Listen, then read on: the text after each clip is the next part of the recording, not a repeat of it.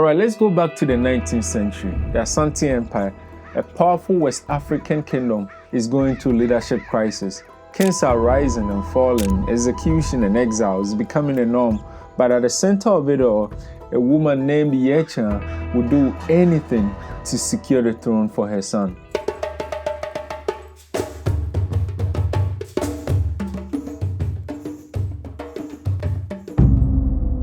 When Nana Kwaku died, his grandsons, including Agyeman Prempeh, were too young to rule, so Kofi Kakari was placed on the throne as a temporary ruler. But there was a problem. Kofi Kakari ruled with an iron fist, but also he was extravagant and reckless. In 1880, the ruling class had had enough. He was removed from power and exiled. His younger brother, Mensa Bonsu, took over, but so soon he was also removed and exiled, this time for hoarding gold and women. Then something unheard happened. The queen mother, Effiakobi, was also removed from power. Why? Because the royal family believed she had encouraged their bad behavior.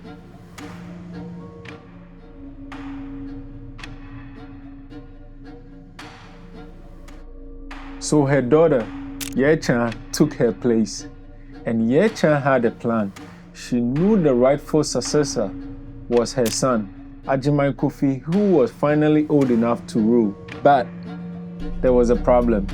Kofi Kakari wanted the throne back.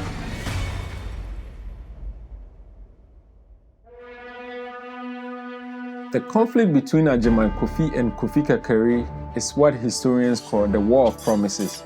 Both sides aggressively campaigned and made promises to different factions, but hey, in the end, Yaa Kyaa side won.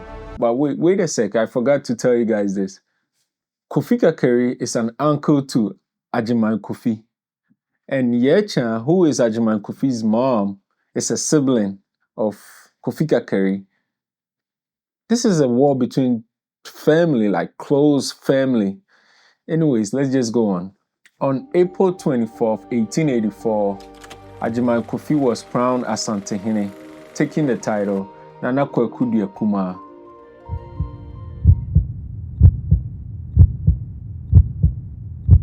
But then, something strange happened. Just a few months later, in early June, Agyeman Kofi suddenly died.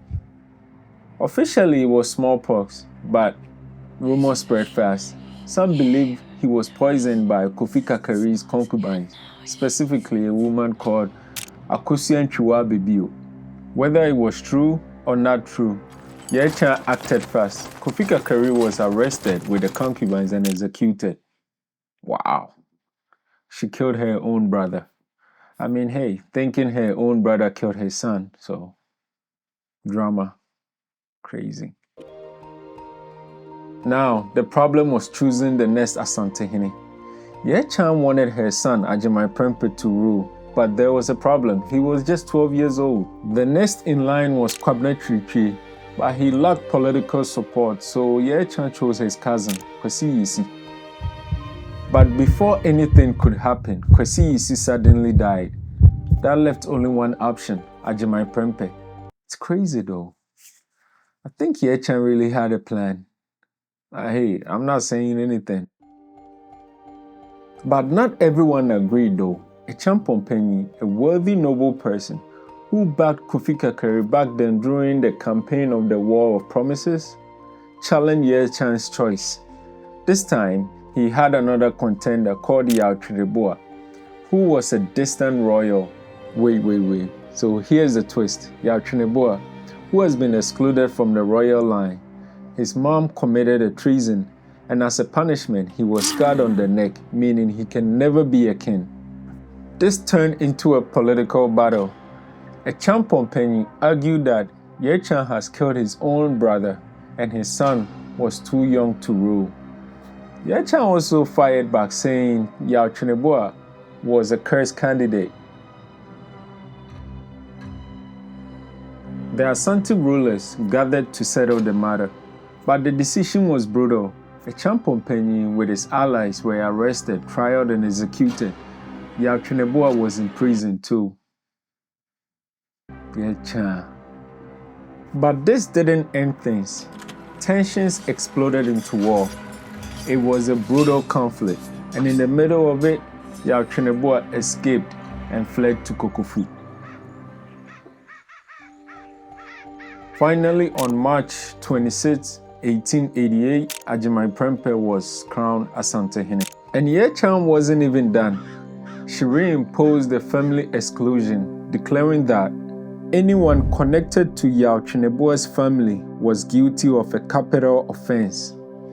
Then in 1891, a man called Kwesi Agyeyi was accused of having an affair with Yaa Kyaah's sister. Yaa Kyaa insisted that Agyeman Prempeh execute them both. He didn't want to do it, but under pressure from his mom, he carried out the execution. Agyeman Prempeh would go on to lead the Asante Empire through one of its most difficult eras, eventually facing British colonization. But Agyeman Prempeh's rise to power, it was a battle of politics, blood, and survival.